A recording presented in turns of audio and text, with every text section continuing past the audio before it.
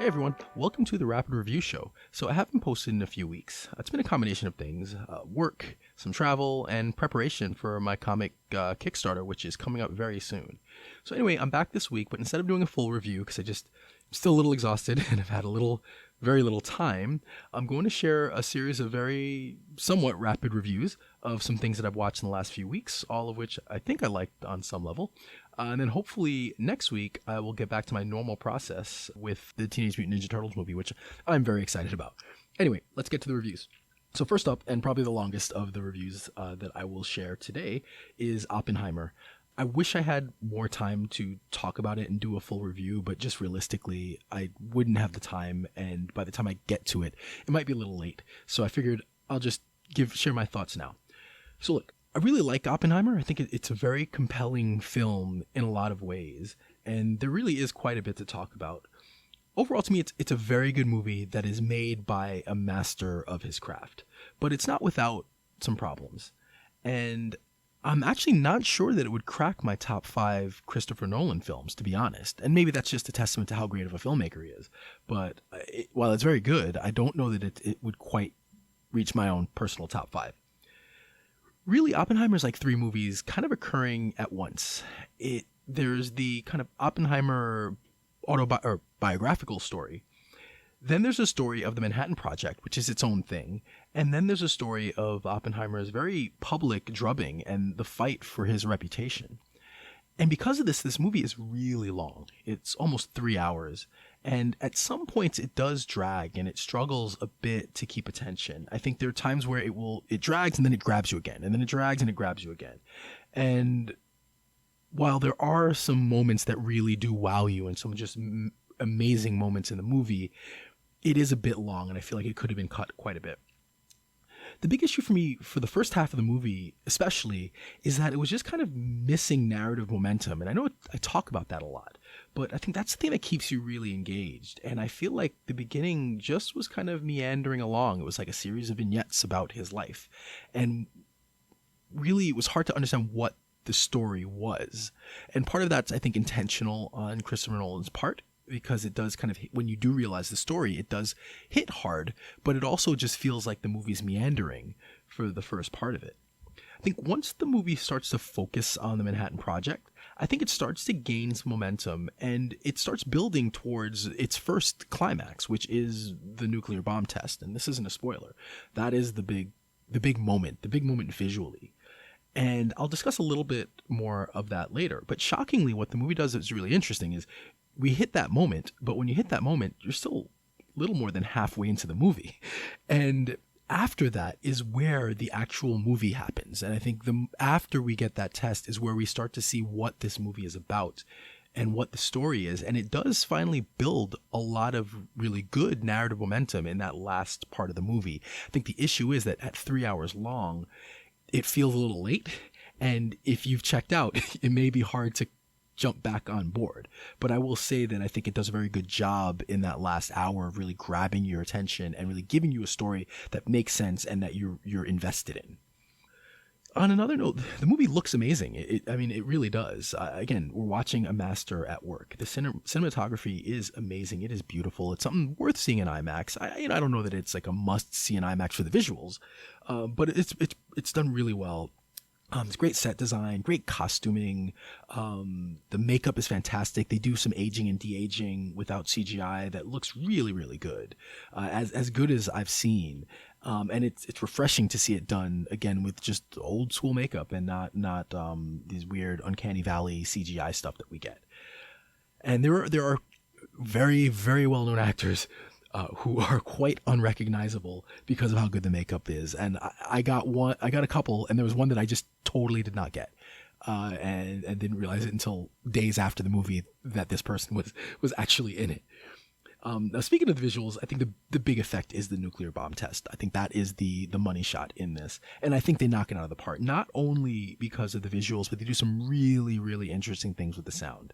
And I won't give it away, but that is what you should experience in IMAX. Like, if there's a reason to see this movie in the theaters, It is the sound, and it is some of the interesting things they do with the visuals and the sound. I think it works really, really well. And I don't want to give it away because it is an experience, but I think, again, if you want to see it in IMAX or Dolby, see it because of the sound and the sound design and how they incorporate it into the movie. Speaking of sound design and sound in general, the score is also great. I don't think it's Hans Zimmer, surprisingly, but again, awesome score that works really well for the movie. And again, they find just a great way of making sound just feel like a really big and important part of the movie. So, like I said, if you're gonna see this in the theaters, like, see it because of sound, because that will blow you away, almost literally. So again, the movie is also just chock full of great performances, just up and down the line. I'm not going to list everyone here because there are a lot of people in here, well known or not. They're all acting their behinds off. If there is a critique, it's that there are a couple people who maybe should have gotten a little bit more time and just didn't. But again, at 3 hours long, I don't know where you're going to start adding lines and adding storylines for people in this movie.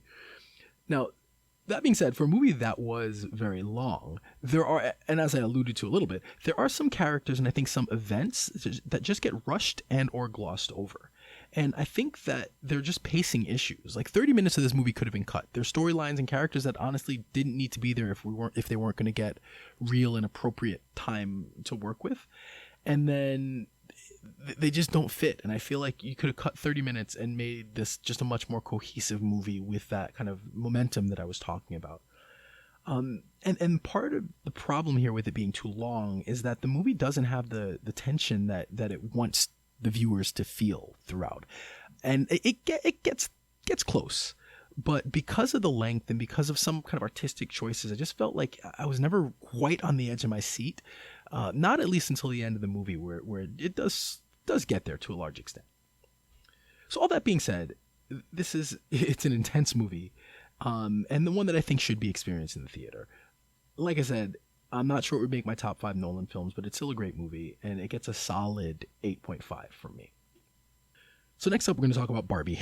And my wife and I did do the Barbenheimer viewing. We saw both back to back, pretty much with no break in between.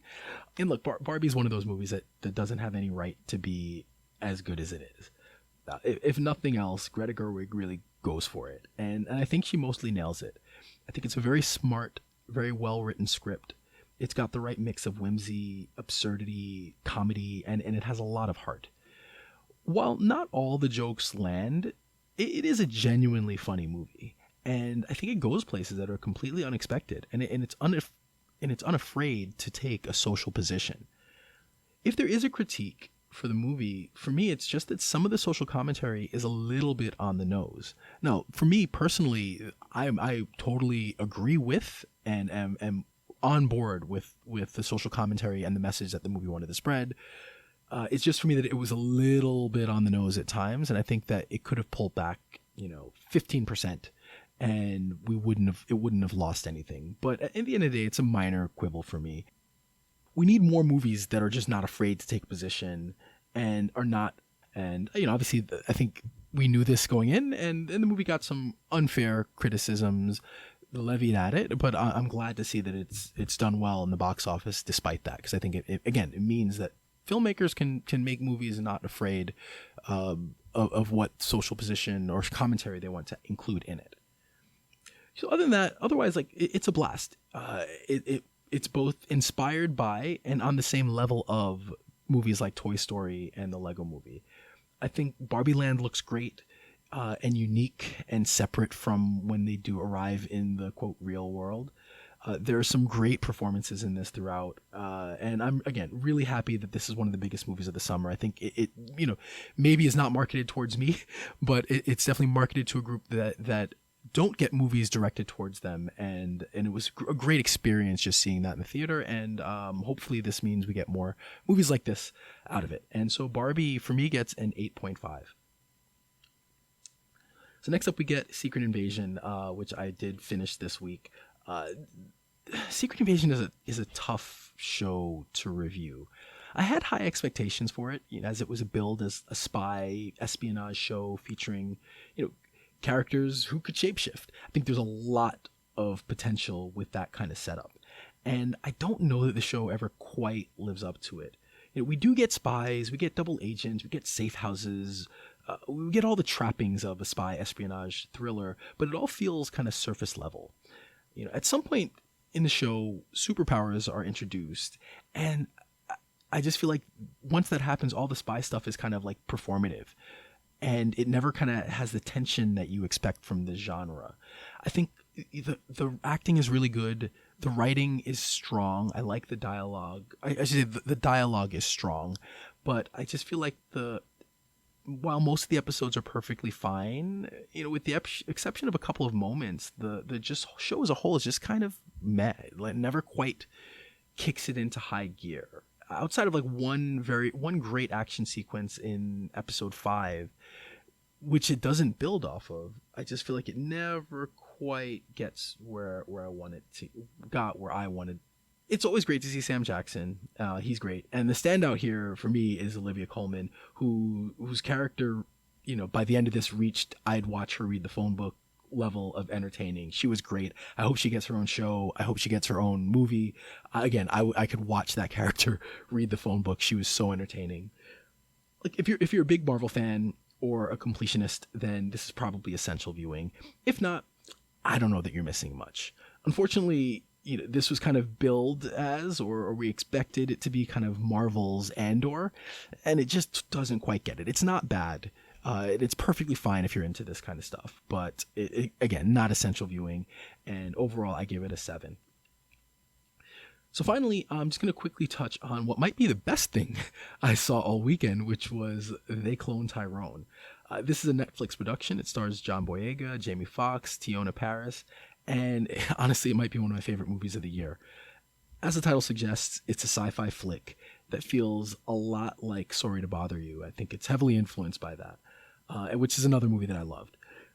It's a movie that is absurdist, it's irreverent at times, and almost impossible to describe without spoiling a lot of it. John Boyega plays a drug dealer named Fontaine, who discovers that he may or may not be a clone. And as he investigates, he just uncovers an insane world that honestly makes the horse people of Sorry to Bother You seem benign by comparison. There are great performances here. Jamie Foxx is a standout. He's having the time of his life playing a pimp named Slick Charles. Tiona Paris, who we'll see in The Marvels, is also great. And we get some incredible cameos from Kiefer Sutherland and David Alan Grier. Again, just great performances throughout. I love the way the movie was shot. I believe it takes place in modern day, though at times I was not quite sure about that. But it honestly feels like it was made in the 70s. Like it feels like, honestly, like a 70s blaxploitation film. It's shot on really grainy, old-looking film, or it looks, at least it appears as if it's shot on grainy, old-looking film. I haven't looked into how they actually got that effect. But look, if you haven't seen it, check it out. I had a blast watching it. And I cannot do justice to how insane but fun this movie is. And honestly, it's worth it to just watch it for the credits alone. Again, something I will not give it away, but to use pro wrestling jargon, there's something that happens in the very end that gets a huge pop out of me. So if you haven't seen it yet, check it out.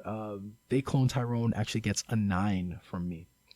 So that's it. So again, it's my first time doing kind of a quick rapid review session where I talk about a few different things. But again, there's a lot of good stuff that was out. I just haven't had time to do some proper reviews. And again, hopefully I will return back to form. We've got Teenage Mutant Ninja Turtles coming up, the Marvels, then we've got Ahsoka, which I'm really excited about, coming up soon. So there's a lot of good stuff, and hoping that as I kind of wind down on all the marketing and prep for the Kickstarter, that I can get back to doing the regular reviews. So hope you enjoyed, and I will talk to you next week. Don't forget to like and subscribe to the channel, and while you're at it, leave a review. We can be found on all social media platforms at portable_whole, and we can be found on any of your favorite podcast platforms at Portable Whole Publishing. For any information about us, upcoming releases, or podcasts, you can check us out at portablewholepublishing.com. And to email us at portablewholepub@gmail.com.